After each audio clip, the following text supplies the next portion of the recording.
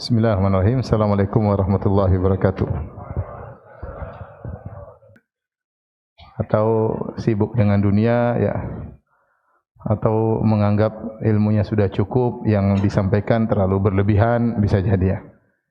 Tidak jadi masalah, ya. Yang penting saya ingin merefresh kembali untuk diri saya pribadi dan juga kepada hadirin dan hadirat untuk mengingat kembali keutamaan-keutamaan ilmu agar kita tetap semangat untuk ilmu.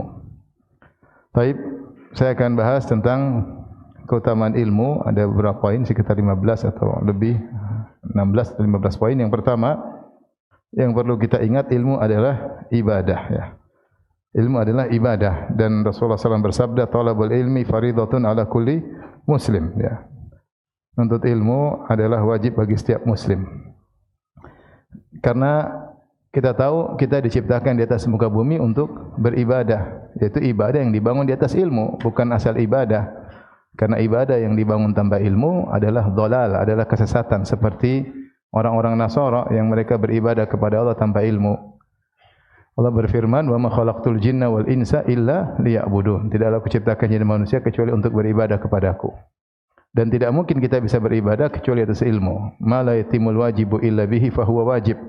Maka ketika kita wajib beribadah dan ibadah tersebut harus di atas ilmu, ini dalil bahwasanya nuntut ilmu adalah hukumnya wajib. Kalau orang tanya, ilmu mana yang wajib? Ya ilmu yang kau gunakan untuk ibadahmu. Kapan kau beribadah, kau harus di atas ilmu. Harus di atas ilmu. Maka tentu ada perincian mana yang wajib, mana yang fardu kifai, mana yang fardu ain, dan mana yang mustahab. Tapi intinya secara umum ada ilmu-ilmu wajib yang harus kita pelajari, yaitu ilmu yang terkait apa yang akan kita geluti. Seorang yang ingin berdagang, dia harus tahu ilmu-ilmu dasar tentang berdagang, ya. Seorang yang misalnya mau nikah, dia harus punya ilmu tentang kewajiban suami, tentang kewajiban istri, hak suami, hak istri. Dia harus mengerti tentang hal-hal terkait dengan fikih nikah. Seorang yang ingin haji, dia harus tahu juga tentang fikih haji. Seorang ingin umrah, wajib bagi dia belajar fikih umrah. Siapa yang mau jadi bisnis travel juga harus mengerti fikih apa? Travel. Ya. Semua yang mau kita kerjakan harus kita pelajari. Itulah ilmu wajib. Yang tidak terkait dengan aktivitas kita maka tidak wajib. Dan aktivitas banyak, kita sholat, terus akidah, banyak hal yang ini menunjukkan bahwasanya banyak ilmu wajib yang harus kita pelajari. Banyak, bukan sedikit. Baik. Jadi kalau kita tahu ilmu itu ibadah, maka ketika kita belajar, kita sedang beribadah. Sama seperti kita baca Quran. Kita baca Quran merasa dapat pahala. Kita sholat malam merasa dapat pahala. Kita nuntut ilmu, mendengarkan, menyimak, memahami, juga itu sedang beribadah kepada Allah Subhanahu wa taala. Sebagaimana kualitas orang sholat berbeda-beda, demikian juga kualitas nuntut ilmu orang berbeda satu dengan yang lainnya. Tetapi nuntut ilmu adalah ibadah. Tapi keutamaan yang kedua, semua dalil yang menunjukkan keutamaan amal ibadah tertentu, maka secara include, dhimnan, juga menunjukkan keutamaan ilmu. Kalau kita dapati misalnya dalil tentang keutamaan umrah, al-umratu ilal umrati kafaratun lima bainahuma, umrah satu, umrah yang lainnya menghapuskan dosa-dosa antara keduanya, berarti di situ juga include tentang keutamaan untuk ilmu tentang umrah. Karena umrah yang dimaksud adalah umrah yang dibangun di atas ilmu. Kalau kita lari misalnya tentang haji, man hajja lillah falam yarfuth falam yafsuq raja min dhunubi ka yawmin waladatuhu ummuhu. Siapa yang berhaji karena Allah, tidak berbuat rafas, tidak berbuat maksiat, bersih dari dosa-dosanya seperti baru lahir dari perut ibunya, maka secara include, dhimnan, juga menunjukkan tentang keutamaan ilmu terkait dengan fikih haji. Jadi semua amal apapun yang di situ ada keutamaannya, maka di dalamnya terkandung keutamaan ilmu tentang ibadah tersebut. Keutamaan ilmu tentang ibadah tersebut. Ini menunjukkan nuntut ilmu adalah ibadah yang agung. Bahkan dia syarat untuk agar ibadah kita bisa benar, ya.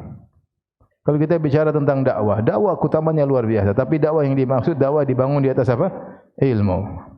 Ya, kul hadhi sabili adu ila Allah ala basiratin. Aku menyuruh kepada Allah di atas ilmu. Baik.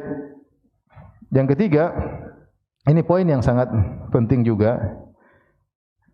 poin yang sangat istimewa, poin ketiga ini.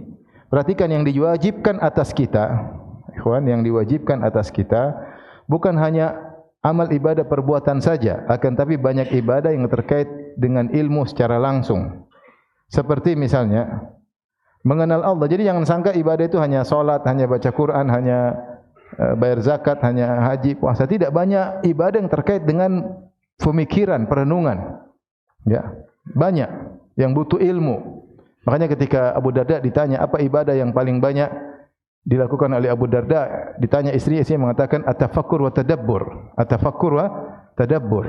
Perenungan, memikirkan keagungan Allah, tadabbur tentang ayat-ayat Allah syar'iyah atau ayat Allah kauniyah, al-kauniyah. Jadi disinilah letak di mana Ibnul Jauzi rahimahullah membantah kaum sufiyah dalam kitabnya Talbis Iblis, ketika kaum sufiyah mencela orang-orang para ulama, kata mereka para ulama kurang ibadah. Maka Ibnu Jauzi membantah bahwasanya ulama ibadahnya banyak, bukan cuma salat, bukan dibaca Quran, fikih, memahami fikih, ya belajar tentang akidah, berdakwah, itu semua ibadah. Jangan dibatasi ibadah cuma salat, baca Quran, kemudian puasa, enggak, ibadah banyak. Ibadah terkait dengan ilmu misalnya adalah mengenal Allah lebih dalam. Ini butuh ilmu, ya. Wa'lamu, dalam Al-Quran banyak, wa'lamu annallaha, ketahuilah Allah itu ala kulli syai'in qadir, ya, bima ta'maluna basir, ya. Dalam Al-Quran banyak, wa'lamu, ketahuilah, fa'lam annahu la ilaha illallah. Dalam Al-Quran Allah menyuruh kita untuk berilmu tentang Allah. Tidaklah Allah turunkan dalam Al-Quran tentang nama-nama dan sifat-sifatnya agar kita paham, bukan cuma kita baca saja, tapi Allah suruh kita memahami, karena biasanya Allah sebutkan nama Allah setelah ayat tertentu, di balik nama Allah ini mengandung hukum terkait dengan ayat sebelumnya, ya. Seperti wasariqu wasariqatu faqatu aydiyahuma jazaa'an bima kasaba nakalan minallah wallahu azizun hakim, ya. Pencuri laki-laki perempuan dipotong tangannya, dan Allah aziz dan Allah itu maha perkasa, berarti harus dipotong. Ketika ada seorang salah baca wallahu ghafurur rahim, ditegur, enggak mungkin. Allah sebut tentang hukuman terus Allah bilang ghafurur rahim. Kalau Ghafur Rahim berarti dimaafkan, tidak dipotong tangannya. Maksudnya banyak keterkaitan antara hukum-hukum dengan nama Allah di akhir ayat. Ini butuh ilmu, butuh belajar. Dan belajar itu berpahala karena kita disuruh mengenal apa? Allah. Di antara ibadah yang agung adalah ma'rifatullah. Gimana Allah cuma salat, cuma zikir, enggak, ma'rifatullah dengan belajar. Dengan belajar, duduk belajar apa itu Asmaul Husna, nama-namanya, sifat-sifatnya, itu ibadah. Bahkan ibadah yang agung. Karena kita mengenal Allah Subhanahu wa taala. Allah sengaja turunkan ayat-ayat tentang dirinya melalui Al-Qur'an atau melalui lisan Rasulullah sallallahu alaihi wasallam agar kita pelajari. Kemudian akidah yang benar. Ini juga butuh ilmu. Belajar rukun iman. Rukun iman rata-rata keyakinan, bukan praktek. Al-iman billah, rububiyah, uluhiyah, semua sifat ini belajar semua. Al-iman bil malaikah, ya sudah, kita belajar. Ya, beda dengan orang saya beriman malaikat. Beda dengan orang yang tahu malaikat ini namanya ini, tugasnya ini, fungsi apa namanya, bagaimana tentang keagungan malaikat. Kalau tidak perlu dipelajari, ngapain Allah sebutkan dalam Al-Quran tentang para malaikat? Kalau tidak perlu dipelajari, ngapain Allah kasih wawasan buat kita melalui lisan Rasulullah SAW? Ya, ini juga belajar akidah yang benar. Semakin detail, semakin tinggi ibadah kita kepada Allah. Jadi untuk ilmu ibadah, ya. Ibadah bukan cuma praktek amali, tidak. Di antara ibadah yang terkait dengan perenungan, pemikiran, tafakkur, ya. Kemudian juga di antaranya mengenali kesesatan, ya. Kita mengenali kesesatan agar kita tidak terjerumus dalam kesesatan, agar kita bisa mempertahankan akidah yang benar. Demikian juga di antara ibadah terkait dengan ilmu, mengenal kisah para nabi. Kata Allah, "Fabihudahum muqtadih." Maka ikutlah wahai Muhammad petunjuk para nabi-nabi sebelummu. Ya, bagaimana kita mau ikuti petunjuk mereka? Kita belajar kepada mereka karena kita juga cinta kepada mereka, cinta kepada salihin. Allah ceritakan tentang kisah-kisah para nabi buat apa? Buat kita pelajari, buat kita kenali, buat kita ambil ibrahnya, buat kita cintai mereka. Ini kalau tidak duduk belajar, gimana kita mau tahu tentang kisah-kisah tersebut? Nah, ini menunjukkan bahwasanya belajar itu penting, nuntut ilmu itu penting. Bisa jadi orang nuntut ilmu mengurangi kadar salat malamnya, bisa terjadi. Seperti Abu Hurairah radhiyallahu anhu disebutkan di antaranya Rasulullah menyuruh beliau untuk witir sebelum tidur karena mungkin tidak sempat untuk bangun di akhir malam. Karena beliau belajar, mungkin letih nuntut ilmu, ya. Makanya Imam Syafi'i disebutkan beliau mengatakan bahwasanya talabul ilmi afdalu min an-nafilah. Nuntut ilmu lebih baik daripada salat sunnah. Lebih baik daripada salat sunnah. Ini bukan hal sepele ya. Kemudian juga mempelajari tafsir ayat Al-Qur'an. Ayat Al-Qur'an ini banyak, ada 6.000 ayat lebih. Setiap kita baca satu ayat dengan tadabbur, tambah iman, tambah takwa, tambah dekat dengan Allah, tambah kedudukan di sisi Allah Subhanahu wa taala. Ini Al-Qur'an mau baca tidak kita pelajari? Ya kita pelajari satu-satu, surat ini, surat ini, surat ini. Ya. Maksud saya, disinilah benar Ibnul Jauzi ketika membantah orang-orang sufi yang mencela para ulama, dia mengatakan itu karena kejahilan mereka. Mereka menyangka ibadah cuma baca Quran, salat, zikir. Enggak, ibadah banyak di antaranya ini. Belum tafakkur tentang al-ayat al-kauniyah. Kata Allah, inna fi khalqis samawati wal ardi wa ikhtilafil laili wan nahari la ayatin li ulil albab alladzina yadhkuruna Allah qiyaman wa qu'udan wa 'ala junubihim wa yatafakkaruna fi khalqis samawati wal ard rabbana ma khalaqta hadza batila subhanaka faqina adzabannar. Itu Allah memuji orang-orang yang merenungkan tentang keagungan ciptaan Allah langit dan bumi, kemudian mereka berkesimpulan, ya Allah, enggak mungkin engkau ciptakan ini semua hanya sia-sia, hanya iseng-iseng. Enggak. Akan ada namanya hari kebangkitan, akan ada harinya hisab, persidangan, akan ada namanya hari pembalasan. Subhanaka faqina adzabannar, kalau gitu jauhkanlah kami dari azab neraka jahanam ya. Allah berfirman, wa fi anfusikum afala tubsirun afala yanzuruna ila ibili kaifa khuliqat wa ila samai kaifa rufi'at wa ila jibali kaifa nusibat wa ardi kaifa sutihat. Itu semua ayat mau dikemanain? Afara'aitum ma tumnun, tidak kalian renungkan air mani yang kalian keluarkan? Antum takhluqunahu am nahnul khaliqun, kalian yang menciptakan, kami yang ciptakan? Ini semua butuh pembahasan. Memang baca doang gitu? Enggak. Allah suruh renungkan. Bagaimana menurut kalian tentang air mani yang kalian keluarkan? Itu ciptaan kalian atau ciptaan Allah? Memang dalam tubuh kalian, apa kalian mencipta? Bukan.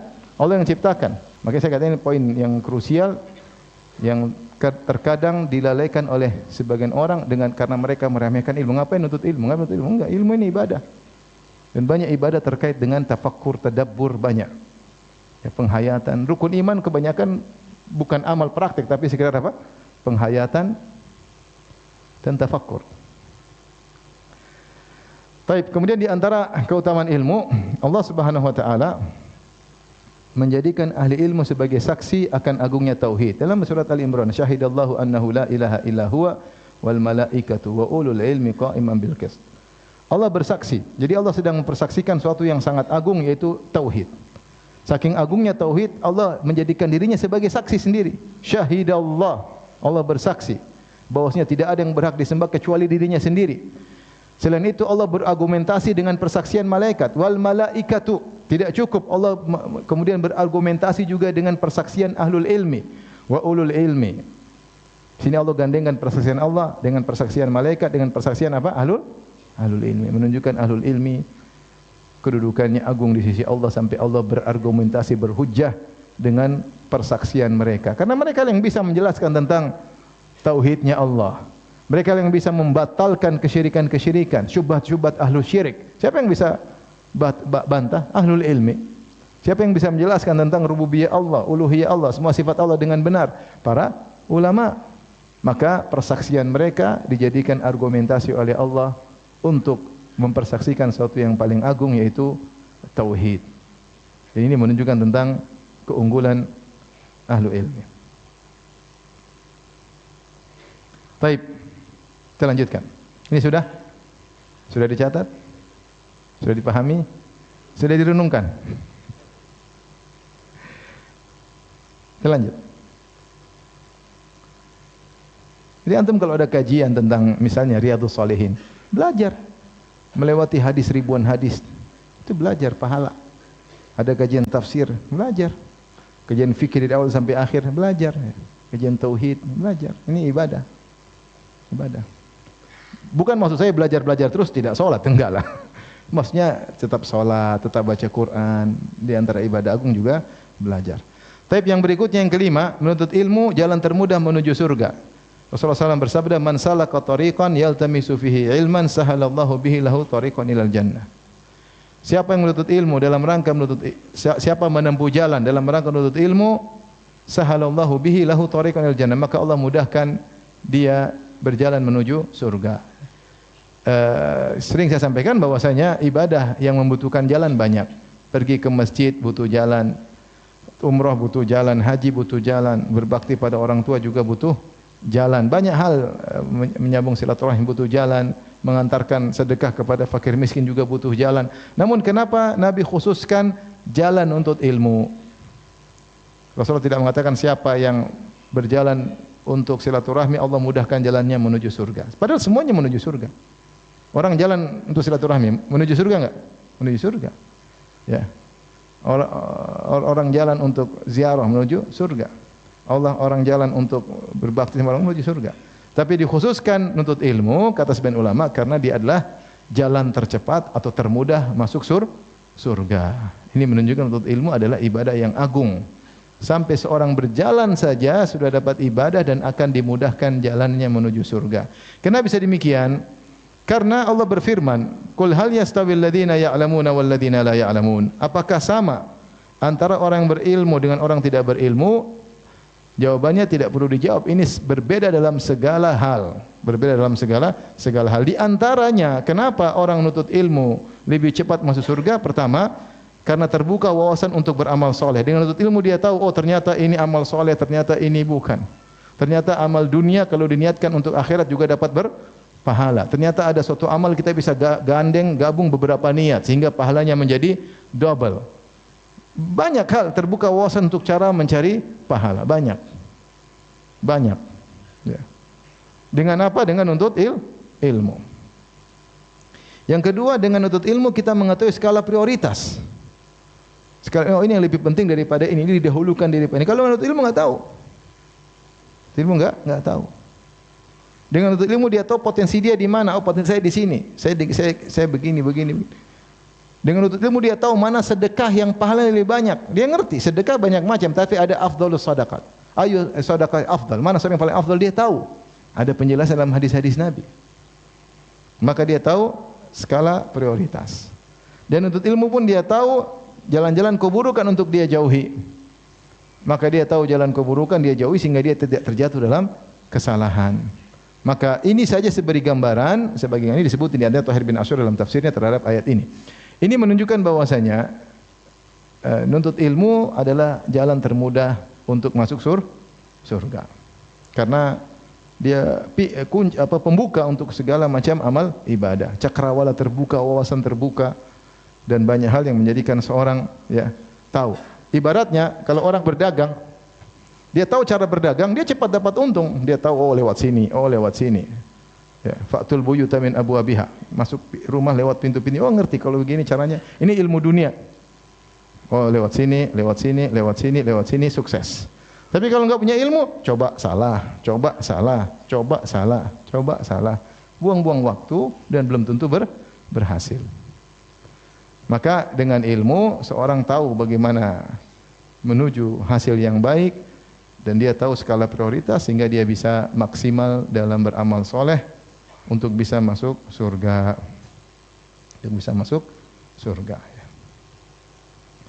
Baik. Berikutnya yang keberapa? Keenam. Menuntut ilmu adalah jihad fisabilillah. Di antaranya Rasulullah bersabda, "Man kharaja fi talabil ilmi fahuwa fi sabilillah hatta yarji'." Siapa yang keluar untuk menuntut ilmu, maka dia sedang berjihad fisabilillah sampai dia kembali. Berdakwah dengan ilmu juga jihad. Menuntut ilmu jihad, berdakwah dengan ilmu juga jihad. Allah berfirman dalam surat Al-Furqan, "Fala tuti'il kafirina wajahiduhum bihi jihadan kabira." Jangan kau ikuti orang kafir dan berjihadlah bihi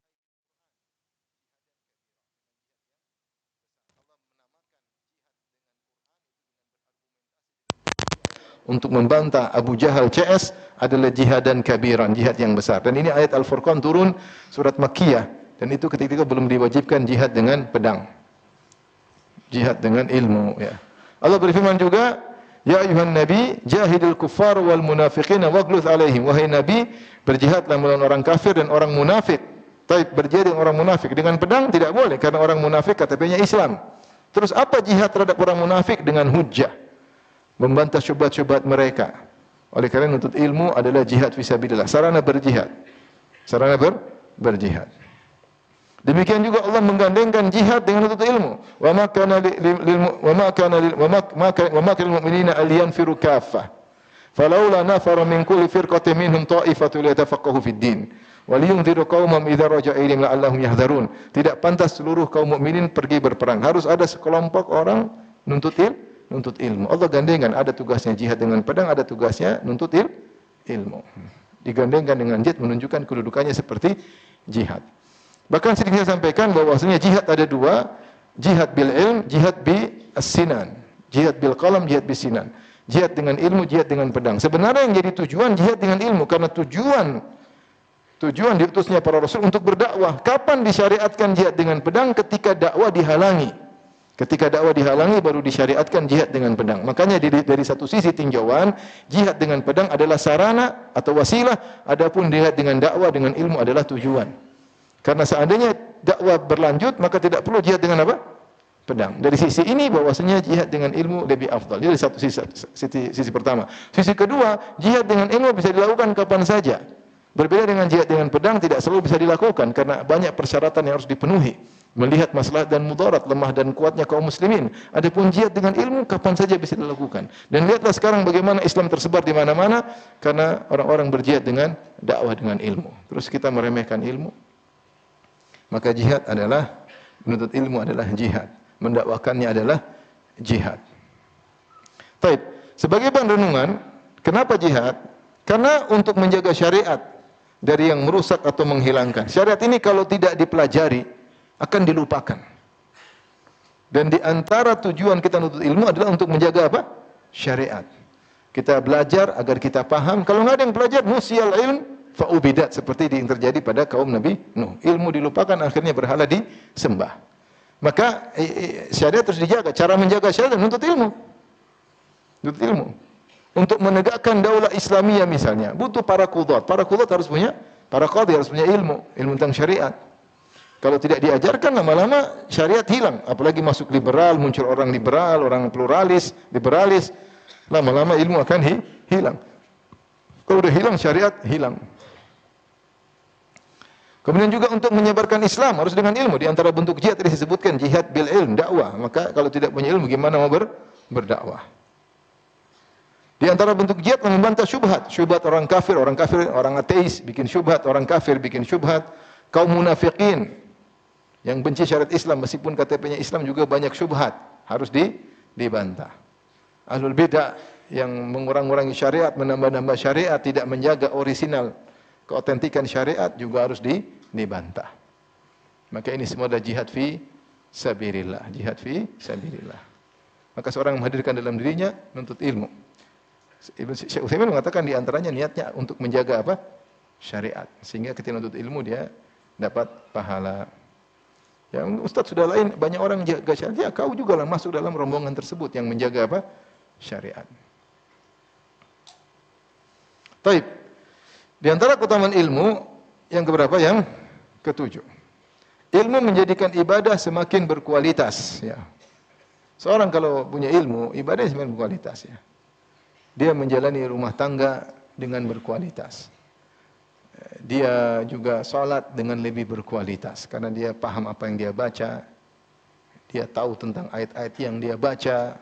Dia ngerti kandungan apa yang dia baca. Dia mengerti dia sedang diperhatikan. Oh, dia cuma ilmu. Ada orang sekedar sholat, dia tidak tahu apa yang dia baca. Beda, ya.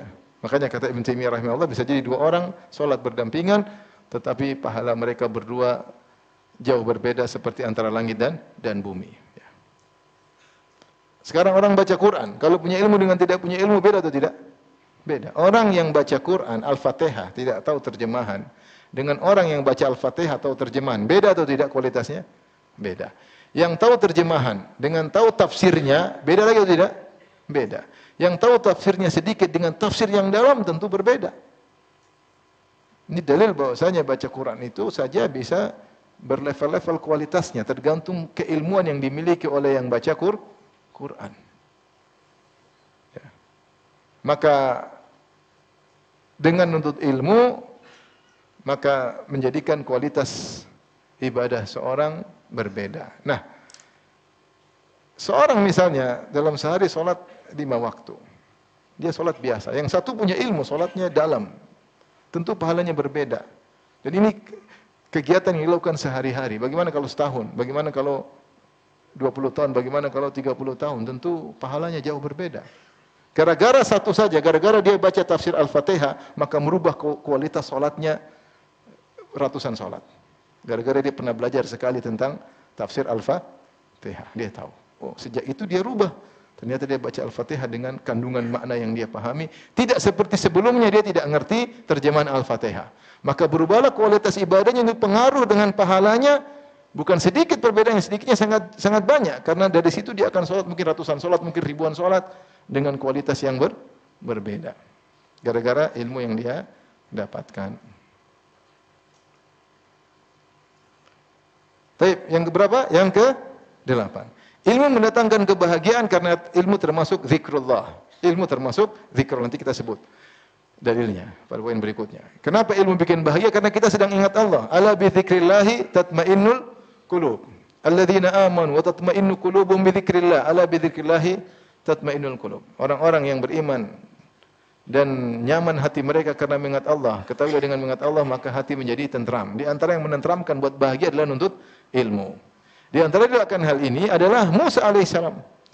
Musa alaihissalam ketika mengetahui ada seorang nabi atau seorang saleh yang punya ilmu yang dia tidak tahu, maka dia semangat untuk menemui Khadir.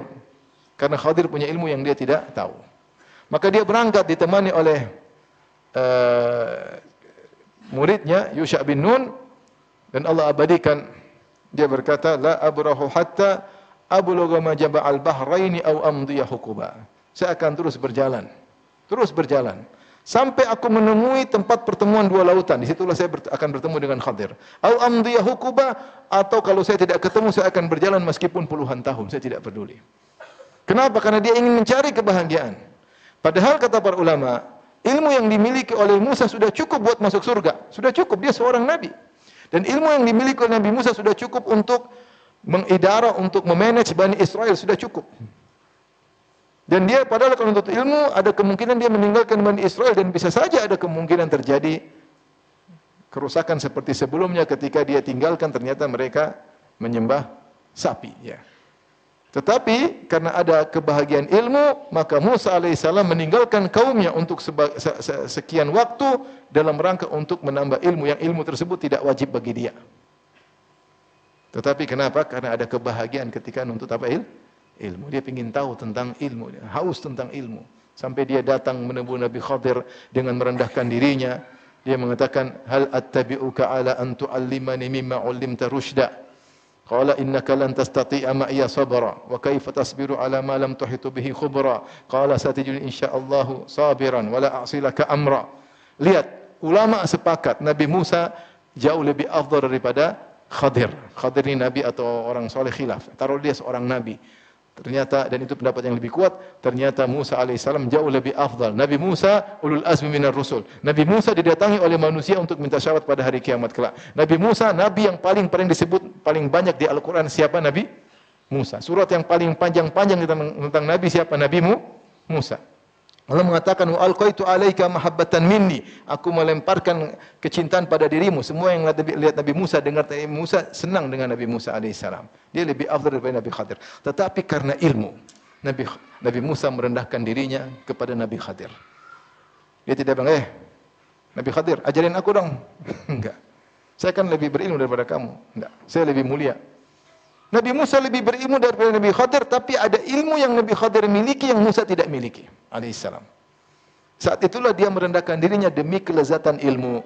Maka dia mengatakan dengan permohonan, hal attabi'uka, bolehkah aku ikut engkau agar kau ajarkan ilmu yang ada pada dirimu? Nabi Khadir tidak langsung terima, meskipun ini Musa, dan dia tahu ini Musa Bani Israel terkenal.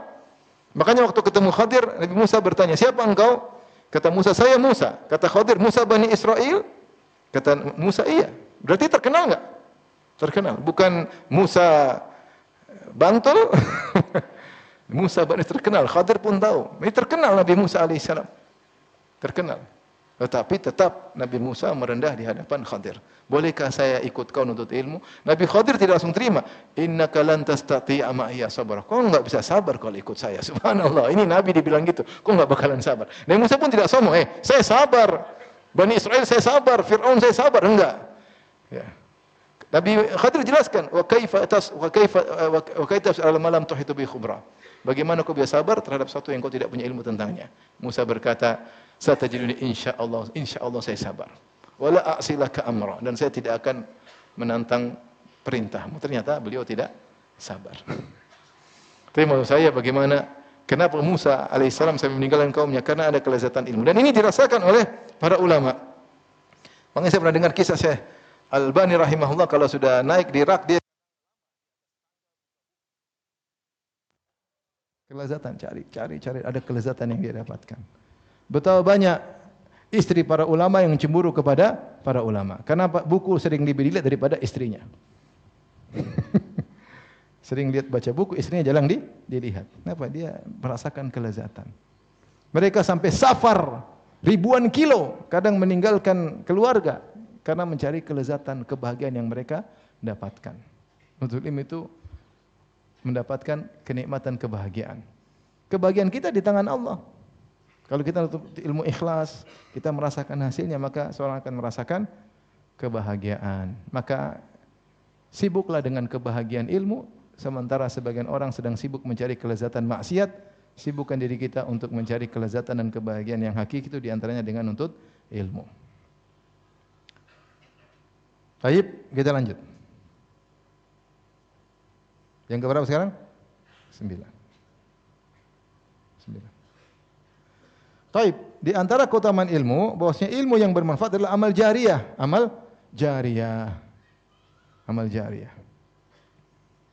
Rasulullah SAW bersabda, "Idza matal insanu qata'na amalu illa min thalath." Jika seorang meninggal dunia terputus amalannya kecuali 3, di antaranya ilmun yuntafa'u bihi, ilmu yang bermanfaat. Lihatlah sekarang bagaimana ulama kalau disebutkan orang mengatakan rahimahullah. Orang ulama punya tulis buku ratusan tahun yang lalu sampai sekarang dibaca, orang bilang rahimahullah. Sementara para raja selesai. Mereka hanya didoakan rakyatnya di zamannya. Mereka hanya dikenang nama mereka di zamannya. Setelah itu selesai. Mana orang kaya, mana para raja-raja, mana para penguasa, selesai ceritanya. Yang selalu bersama masyarakat sampai hari kiamat para ulama dengan buku-buku mereka. Allah muliakan para ulama. Kenapa? Mereka punya amal jariyah. Di antara amal jariyah adalah ilmu yang bermanfaat, yang disebut dengan al-waqfu al-ma'nawi, wakaf ma'nawi. Ya. Ada wakaf duit, ya. Jangan lupa ada wakaf ma'nawi. Wakaf ma'nawi. Bisa dengan ceramah-ceramah, bisa dengan menulis buku, ya. Wakaf. Ya. Dan kalau dan wakafnya adalah model MLM, multi level marketing. Kejar satu orang ini ngerti, dia ngajar orang berikutnya, antum juga dapat pahala. Dia ngajar lagi sampai rantai ke 100, tetap kita juga dapat pahala. Tidak tahu kalau Allah berkahi ilmu seseorang, maka bermanfaat terus menerus. Oleh karenanya ilmu kalau didakwahkan akan menjadi amal jariyah. Ada seorang mungkin malas salat. Antum dakwahi dia dengan ilmu antum. Antum dakwahi dia, jelaskan. Antum traktir bakso sekali, 2 kali. Setelah itu dia sadar dia salat selama 30 tahun. Semua pahala salat dia ngalir sama antum. Padahal antum cuma modal bakso plus ilmu. Mudah. Betapa banyak kita bahagia datang orang, Ustaz, saya dulu awal dapat hidayah gara-gara dengar ceramah antum. Subhanallah, mudah-mudahan saya ikhlas. Sering dengar gitu, itu bahagia. Coba orang ini dapat hidayah, kemudian dia sumbang sana sini banyak, saya dapat pahala juga meskipun enggak nyumbang. Dan saya tidak bermaksud dakwah dia cuma nonton YouTube kemudian dapat apa? Hidayah. Azan kah? Azan dulu. Baik, kita lanjutkan. Oleh karenanya ilmu adalah sumber pahala yang sangat mudah. Mesin pahala, ilmu dan dakwah adalah mesin pahala yang paling cepat. Oleh karenanya dipilih untuk para nabi dan rasul. Apa yang dipilih nabi dan rasul? Ilmu dan dakwah. Dakwah ala basirah. Oleh karenanya hanya diwariskan kepada orang-orang utama, yaitu para ulama. Karena dia adalah mesin pendatang pahala, pencetak pahala yang paling cepat. Itulah ilmu dan dakwah. Oleh karenanya Rasulullah bersabda, "Fadlul alim 'alal 'abid ka fadlil qamari 'ala sa'iril kawakib." Sungguhnya keutamaan orang alim di atas ahli ibadah seperti keutamaan rembulan di atas seluruh bintang-bintang. Bintang-bintang jumlahnya ribuan. Rembulan cuma satu, tapi yang beri cahaya di atas muka bumi adalah rembulan. Ahli ibadah ribuan, satu orang ahli ilmu ini lebih utama, dia yang mengarahkan, dia yang membimbing. Ahli ibadah enggak ngerti, yang penting ibadah, salat, dia enggak ngerti. Ditanya masalah dia enggak ngerti, menghadapi masalah dia tidak ngerti, bahaya syubhat dia enggak ngerti. Butuh siapa? Butuh orang punya ilmu. Jadi jangan pandang remeh orang, satu orang ilmu lebih baik daripada ribuan ahli ibadah. Bahkan kalau ahli ibadah berfatwa pakai perasaan, bukan pakai ilmu. Betapa banyak orang berfatwa dengan perasaan. Contoh berfatwa dengan perasaan tentang kisah pembunuh 100 nyawa yang dia sudah bunuh 99 nyawa, dia tanya kepada ahli ibadah. Ahli ibadah berfatwa dengan perasaan. Dia mengatakan orang seperti kau bagaimana bisa diterima tobatnya? Maka dipenggal lagi lehernya. Ini fatwa pakai perasaan. Seperti kisah dua orang yang satu rajin ibadah, satu rajin maksiat. Akhirnya rajin ibadah negur yang ahli maksiat. Ya hadza aqsir, berhentilah. Ya. Sampai akhirnya ditegur berulang-ulang, akhirnya pelaku maksiat marah, dia mengatakan, "Ya da'ni wa rabbi, biarkan saya diurus sama Tuhanku, ngapain ikut-ikut campur. Abu ifta alayya raqiba, emang Allah utus kamu jadi pengawasku. Sudah cukup malaikat raqib atid, ngapain kau ngawas-ngawasin?" Ini perkataan salah juga.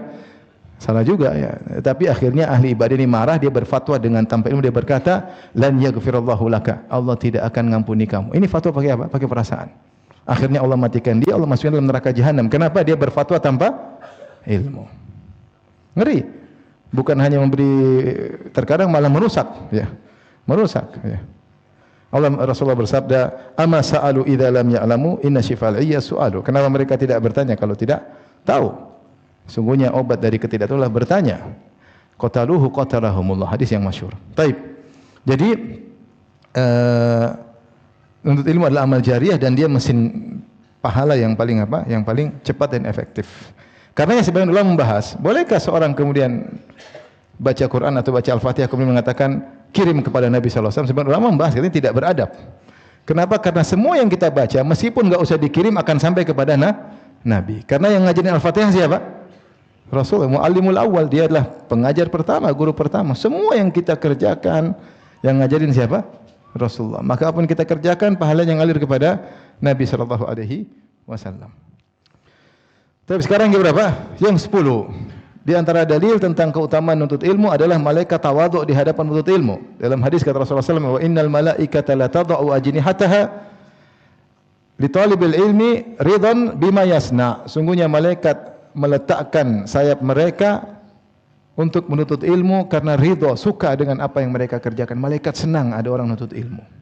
Malaikat senang orang menuntut ilmu sampai dia meletakkan sayapnya. Ada dua tafsir, ada yang mengatakan yaitu agar diinjaki oleh penuntut ilmu, dilewati.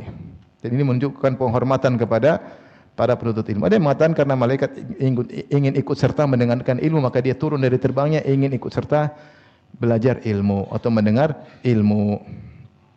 Dan ini menunjukkan keutamaan penuntut ilmu. Yang ke-11, penuntut ilmu didoakan ampunan oleh penghuni langit dan bumi. Wa innal alim la yastaghfir lahu man fis samawati man fil ard hatta al-hitani fil bahr. Dan sungguhnya orang berilmu itu akan didoain ampunan oleh penghuni langit dan penghuni bumi, malaikat, penghuni bumi, bahkan ikan-ikan di laut akan mohon ampunan buat orang yang alim. Kenapa? Karena orang alim inilah yang menjaga kebaikan dunia. Bukankah dunia rusak karena maksiat? Ya, kata Allah, "Zaharul fasadu fil barri wal bahri bima kasabat aydin nas." Terjadi kerusakan daratan lautan gara-gara apa? Gara-gara perbuatan manusia. Ya, di antara dampak maksiatlah kerusakan, dan di antara dampak kemaksiatan bisa rusak sampai ke lautan. Orang tidak tahu ilmu akhirnya merusak sana, merusak sini, dan bisa jadi bencana alam gara-gara dosa dan berdampak pada ikan-ikan di lautan. Maka ikan-ikan berdoa agar menjaga, agar mengampuni para orang-orang yang berilmu, karena dengan ilmulah maka akan terjadi kenyamanan, kemakmuran. Walau anna ahlal qura amanu wattaqau la fatahna 'alaihim barakatin minas samai wal ardh. Tapi ini wajar kenapa didoain, karena penuntut ilmu ini memberi manfaat atau ahli ilmu memberi manfaat kepada penghuni bumi. Baik. Yang berikutnya, ilmu adalah warisan para nabi, ya. Ilmu adalah warisan para nabi. Para nabi dispesialkan dengan ilmu. Innal anbiya'a lam yuwarrithu dinaran wala dirhaman wa innama warrathul ilma. Para nabi tidak mewariskan dinar dan dirham. Yang mereka wariskan apa? Ilmu. Allah memuji Sulaiman dan Daud, kata Allah, wa laqad ataina Dawuda wa Sulaimana ilma wa qala alhamdulillahilladzi faddalana ala katsirin min ibadihil mu'minin. Sungguh kami telah berikan kepada Daud dan Sulaiman ilmu. Lantas mereka berdua memuji Allah. Mereka berdua berkata, segala puji bagi Allah yang telah mengutamakan kami dengan ilmu dibanding kebanyakan hamba-hambanya yang beriman. Di sini ada perbedaan antara sekedar beriman dengan beriman plus ilmu. Perbedaan. Beberapa derajat. Yarfa'illahu alladhina amanu minkum walladhina utul ilma darajat. Allah angkat derajat orang beriman, dan yang beriman plus ilmu beberapa derajat di atasnya. Nabi Daud Sulaiman mengatakan apa? Alaihi wassalam, alhamdulillahilladzi faddalana, ya, segala puji yang telah memuliakan kami, ya, ala katsir min ibadihil mu'minin, di atas hamba-hambanya yang banyak yang beriman. Baik. Dan cukuplah kita bahagia ketika mendapat warisan para nabi, karena para nabi meninggalkan warisan yang terbaik. Makanya Rasulullah bersabda, "Faman akhadahu faqad akhadha bihadzin wafir." Siapa yang mengambil warisan para nabi, dia telah mengambil bagian yang banyak. Itu bagian yang banyak yang bisa membuat dia mendapatkan kebahagiaan yang banyak di dunia maupun di akhirat. Di antara keutamaan ilmu, Rasulullah menjelaskan ada dua hal yang patut dihasadi. Orang yang kaya menginfakkan hartanya di jalan Allah. Yang kedua, orang yang berilmu yang mendakwahkan ilmunya. Kata Rasulullah SAW, la hasada illa fitnatain. Tidak ada hasad kecuali kepada dua orang. Yang pertama, rajulun atahullahul ilm atau atahullahul hikmah. Seorang yang Allah berikan ilmu, wa huwa yaqdi biha wa yu'allimuha. Maka dia berhukum dengan ilmu tersebut dan dia mengajarkannya. Yang kedua, rajulun atahullahul mal, seorang yang Allah berikan harta, wa huwa yusallituhu ala halakatihi fil haq. Maka dia berusaha mengelola harta tersebut, dia paksa untuk kebaikan. Ini dua orang patut kita hasati. Kenapa? Karena agama dibangun di atas dua orang ini. Ilmu dan harta. Kalau ada ilmu, harta enggak ada juga susah dakwah, susah jihad, iya enggak? Harus butuh apa? Harta. Kalau harta doang enggak ada ilmu juga percuma. Makanya di antara hikmah Nabi SAW di awal berdakwah, Allah takdirkan beliau menikah dengan janda yang kaya raya. Khadijah radhiyallahu anha yang menginfakkan seluruh hartanya di jalan Allah. Allah juga mentakdirkan yang pertama masuk Islam saudagar kaya raya. Siapa? Abu Bakar As-Siddiq. Dan dengan melalui jalur Abu Bakar As-Siddiq maka banyak orang kaya masuk Islam. Di antaranya Abdurrahman bin Auf, Utsman bin Affan, orang kaya. Ilmu butuh duit dan juga butuh dakwah, butuh duit dan butuh apa? Ilmu. Ya. Makanya dalam Al-Quran banyak anfikun, butuh ilmu. Orang berjihad dengan hartanya, berjihad dengan ilmunya. Maka salah satu yang Rasulullah suruh hasati, yaitu ghibtah, kita harus pingin seperti dia, cemburu pingin seperti dia, adalah orang yang berilmu. Baik, yang berikutnya ilmu adalah zikrullah. Ilmu adalah zikir. Ini sudah kita singgung sebelumnya, ilmu adalah zikir.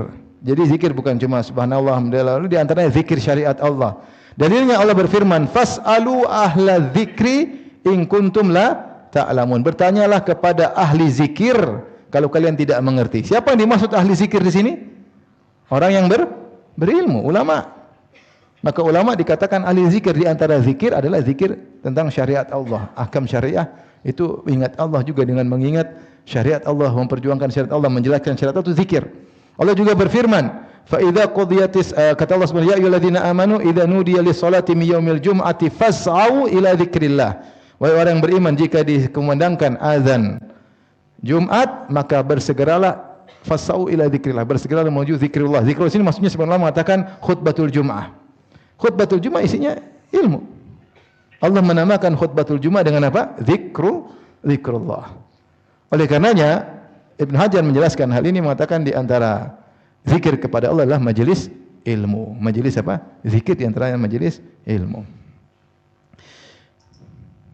Kemudian di antara keutamaan ilmu adalah penyelamat dari laknat Allah. Orang ingin selamat dari laknat Allah, nuntut ilmu. Kata Nabi SAW, "Ad-dunya mal'unatun wa mal'unun ma fiha illa dzikrullah wa ma walah wa aliman muta'alliman." Dunia itu terlaknat seluruhnya. Maksudnya dunia ini biasanya menjauhkan orang dari Allah. Terlaknat maksudnya menjauhkan dari Allah. Kecuali apa? Kecuali zikrullah, kecuali ingat Allah. Wa ma wala, yaitu ma yuhibbuhullah, apa yang Allah cintai. Wa aliman, dan orang berilmu, wa muta'alliman, dan yang sedang belajar. Maka dia akan dekat dengan Allah. Dia terselamatkan dari laknat yang disebut oleh Nabi sallallahu alaihi wasallam. Selanjutnya yang ke-16, Allah kalau sudah kasih seorang ilmu berarti Allah ingin bagi dia kebaikan yang banyak. Kata Nabi SAW, man yuridillahu bihi khairan yufaqihu fid din. Siapa yang Allah ingin kebaikan baginya, Allah buat dia paham tentang agama. Khairan di situ datang dalam konteks nakirah. Man yuridillahu bihi khairan, di sini kata para ulama, nakirah litafkhim, untuk menunjukkan kebaikan tersebut bukan kebaikan yang sepele, tapi kebaikan yang besar. Allah akan berikan kebaikan besar. Kalau Allah ingin kebaikan besar pada seorang, Allah buat dia faqih tentang ilmu. Bukan sembarang kebaikan. Mafhum mukhalafahnya, siapa yang Allah tidak ingin kebaikan baginya, Allah buat dia tidak suka nuntut ilmu, jauh dari ilmu. Yang ke-17, Allah membedakan anjing berilmu dengan anjing yang bahlul. Yas'alunaka madza uhilla lahum. Gimana ayatnya? Wa ma 'allamtum minal jawarihi mukallibina tu'allimunahunna mimma 'allamakumullah. Fakulu mimma amsakna alaihi wadhkuru smallaha alaihi wattaqullah. Kata Allah, kalian dihalalkan di antaranya hasil buruan anjing yang sudah kalian ajarin. Itu kalbul muallam, anjing yang sudah diajarin, kalian lepas bilang bismillah, maka kalau dia nangkap hewan buruan, itu hewan buruan jadi halal. Tapi kalau anjingnya bahlul, dia tangkap hewan buruan haram. Kenapa? Bisa jadi dia tangkap bukan buat kamu tapi buat dirinya sendiri. Bayangkan anjing berilmu dibedakan dengan anjing bahlul. Anjing aja dibedakan, apalagi manusia. Qul hal yastawi alladziina ya'lamuna wal ladziina ya'lamun. Apakah sama orang berilmu dengan orang tidak berilmu? Tentu berbeda. Dan ini menunjukkan keutamaan ilmu. Bahkan punya asar pada hewan anjing. Bayangkan anjing yang tadinya kalau disimpan mengurangi pahala, karena dia berilmu berubah. Dia boleh taruh di rumah, dia boleh jalan sama seseorang. Kenapa? Karena dia punya ilmu. Itu anjing. Apalagi manusia. 18. Orang pemilik ilmu harusnya tidak terpedaya dengan dunia. Harusnya tidak terpedaya dengan dunia. Karena dia tahu hakikat dunia, hakikat akhirat. Harusnya kalau ilmunya berkah, dia tidak terpedaya dengan dunia. Dalilnya apa? Tentang kisah Qarun. Ya. Kata Allah Subhanahu Wa Taala, Inna Qaruna kana min qaumi Musa fabagha alaihim. Sungguhnya Qarun adalah dari kaum Musa dan dia melampaui batas terhadap kaum Nabi Musa. Wa atainahu minal kunuzi ma inna mafatihahu latanu bil usbah ulil quwwah. Dan kami berikan dia harta yang banyak yang kunci-kuncinya saja berat untuk dibawa oleh orang-orang yang hebat. Dia dinasihati, idz qala lahu qaumuhu, ketika kaumnya itu orang-orang yang berilmu menasihatinya. La tafrah, jangan kau sombong. Innallaha la yuhibbul farihin. Sungguhnya Allah tidak sombong, tidak suka orang yang sombong. Wabtaghi, nasihat jadi orang berilmu. Wabtaghi fima ataqallahu daral akhirah. Wala tansa nasibaka minad dunya. Gunakanlah harta yang Allah berikan kepadamu untuk mencari akhirat, dan jangan lupa duniamu, tapi gunakan potensi harta yang Allah berikan kepadamu untuk cari akhirat. Nasihat. Ya.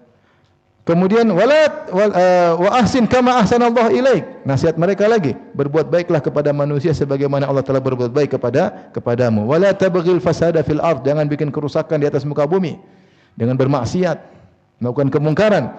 Innallaha la yuhibbul mufsidin, Allah tidak suka dengan orang-orang yang berbuat kerusakan. Maka Qarun sombong, dia mengatakan innama utituhu ala ilmin indi. Saya ini jago karena saya punya ilmu. Saya belajar kimia, saya jago ya. Baik.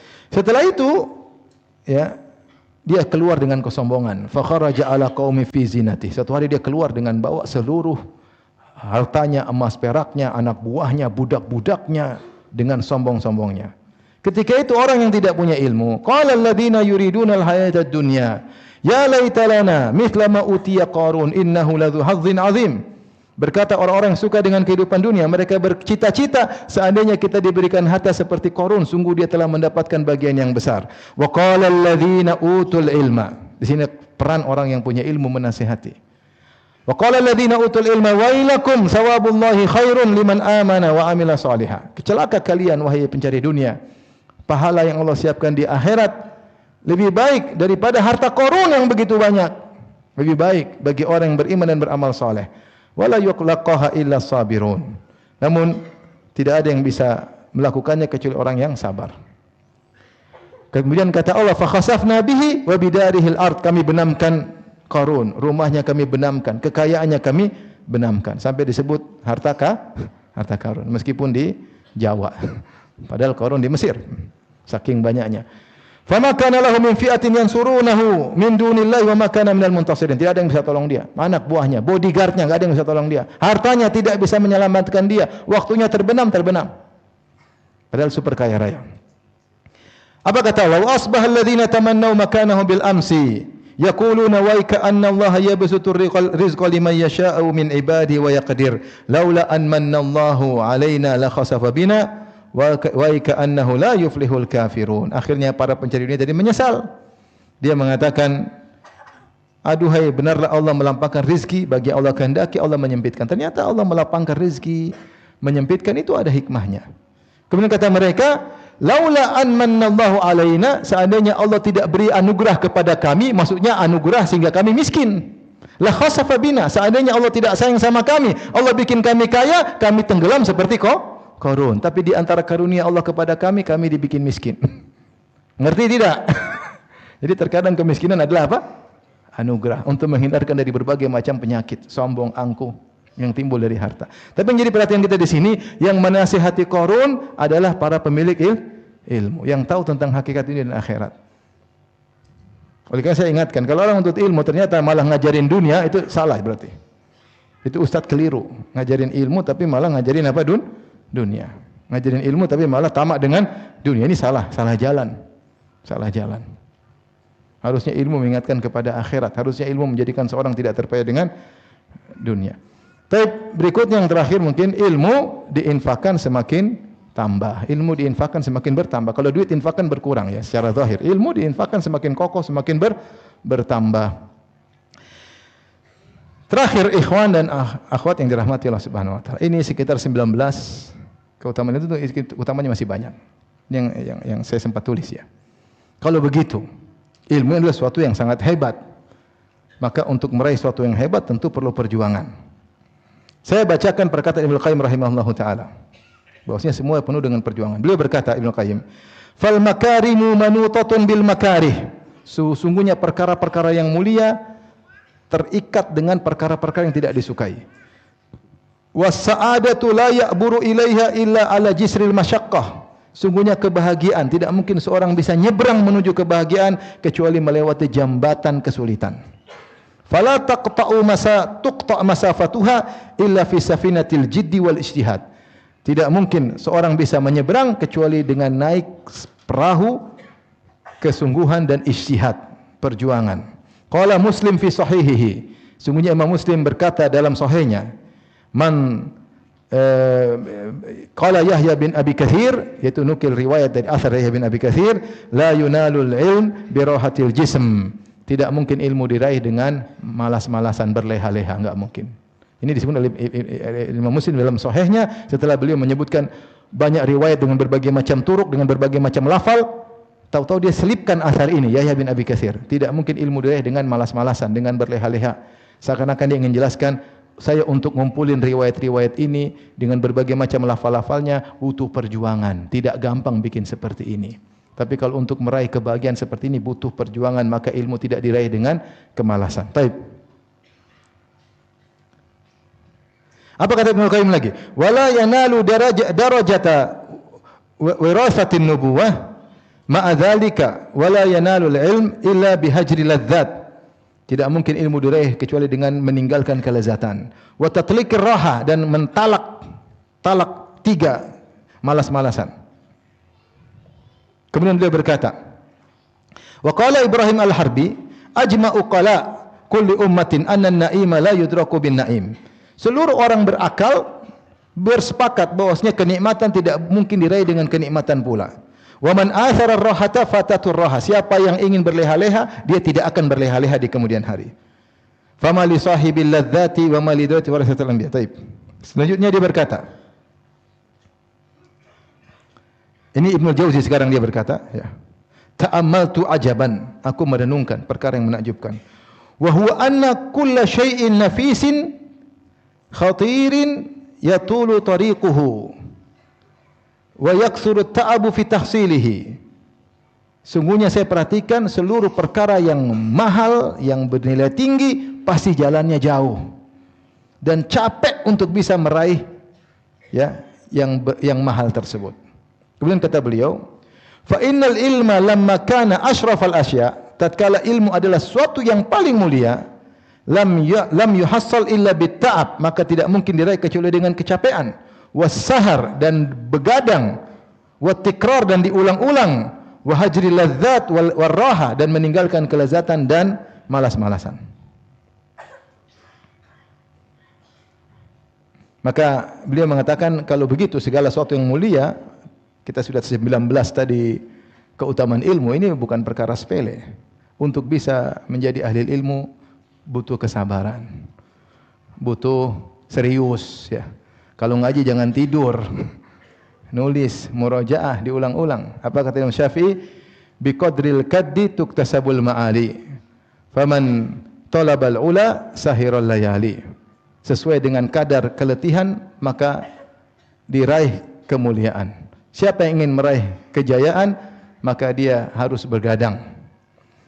Waman ramal ula bighairi kaddin adha'al umra fi talabil muhali. Siapa yang ingin mencapai ketinggian tanpa semangat, tanpa letih, dia hanya buang-buang umurnya dalam meraih kemustahilan. Ya kalau mau ya, serius.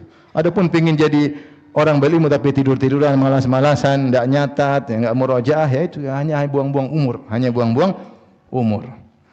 Tarumul izza thumma tanamu lailan yagusul bahra man talabal laali. Kau ingin meraih kejayaan sementara kau tidur tidak begadang. Ya. Orang yang ingin mencari mutiara harus menyelam ke dalam, butuh perjuangan. Maka nasihat pada saya pribadi juga pada hadirin hadirat, karena ilmu adalah ibadah, untuk ilmu ibadah maka perlu perjuangan, sabar untuk ilmu, sabar untuk ilmu. Masih ada waktu tidak? Masih. Taib. Sekalian ya. Berapa poin-poin yang harus diperhatikan? Pertama, mau berapa poin?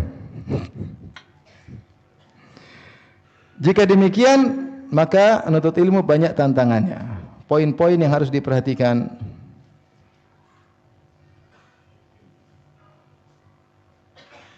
langkah-langkah atau poin-poin, kisi-kisi yang diperhatikan ketika menuntut ilmu.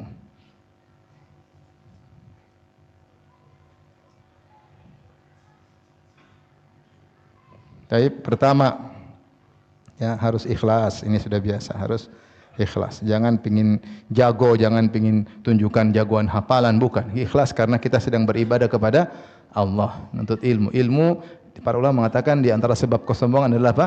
Ilmu. Orang banyak yang sombong gara-gara ilmu, karena kelebihan yang luar biasa. Dan beda orang punya harta, orang punya ilmu. Orang lebih hormat kepada punya ilmu daripada yang punya harta. Oleh karenanya potensi dia untuk sombong, untuk dihormati orang semakin besar. Maka waspada, harus ikhlas karena Allah Subhanahu wa taala.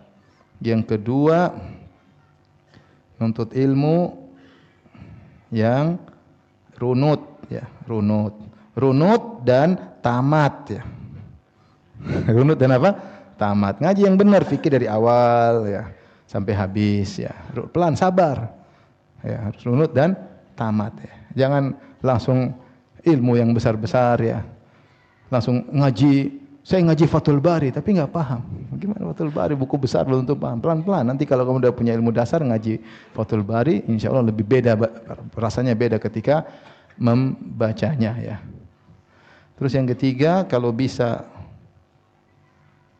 dari kitab sederhana itu lebih baik dulu.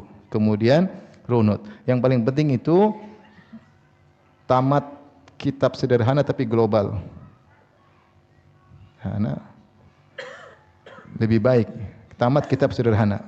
Jadi kalau di antara metode belajar, kita ambil satu buku kecil tapi selesai, sehingga ada gambaran bagi penuntut ilmu tersebut. Seperti misalnya belajar mustalah hadis. Belajar baik kuliah. Sang guru jangan sarah panjang-panjang, sarah singkat aja.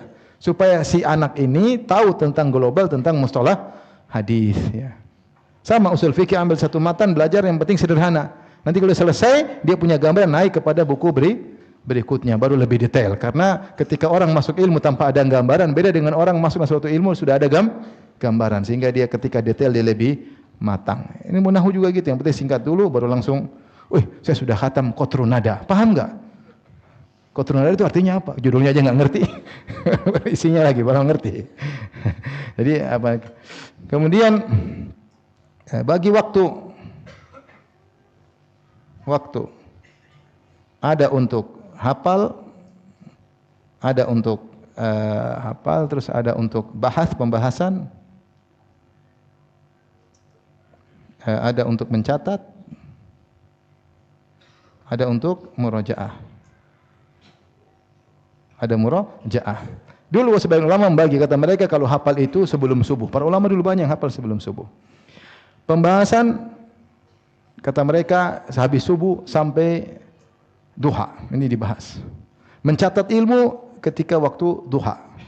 Murojaah pada asar. Tapi ini sesuai, ini pengalaman seseorang, tidak bisa digeneralisir. Masing-masing orang punya pengalaman. Intinya kalau memang hafal harus cari waktu yang kita lagi fresh. Jangan sambil ngantuk hafal, enggak hafal. Katanya habis subuh waktu paling bagus. Iya kalau kamu enggak ngantuk. Kalau ngantuk terus kalau mau hafal itu hadap tembok. Jangan lihat pemandangan. Saya dulu sering menghafal di atas lantai 3 lihat sawah, enggak masuk. Indah. Ya enggak indah lihat pemandangan. Kalau mau hafal hadap tembok. Itu baru hafal. Tak boleh lihatin. Sekarang meskipun udah di hadapan tembok tapi ada HP, enggak hafal. Gimana? Hafal butuh konsentrasi, diulang-ulang. Dia bilang, "Ustaz, saya mudah hafal." Omong kosong. Kalau kau mudah hafal juga mudah lupa. Ilmu itu dengan bil murajaah, ilmu bil murajaah, diulang-ulang. Harus diulang-ulang sehingga mantap, diulang-ulang dengan diulang-ulang dan diajarkan diulang-ulang akhirnya menghafal. Tapi ilmu harus ada pembagian waktu dan beda orang beda cara ya. Yang penting dia bisa melakukan ini semua ya. Terus ingat kebutuhan. Kebutuhan kamu tidak sama dengan kebutuhan kawan. Kebutuhan beda-beda. Antum kalau udah belajar fikih cari buku yang lain, jangan ikut lagi buka pengajian ini rame-rame. Padahal antum tidak butuh, antum butuh pengajian. Ya udah ikut, meski itu yang hadir cuma sedikit, tapi saya butuh ilmu itu.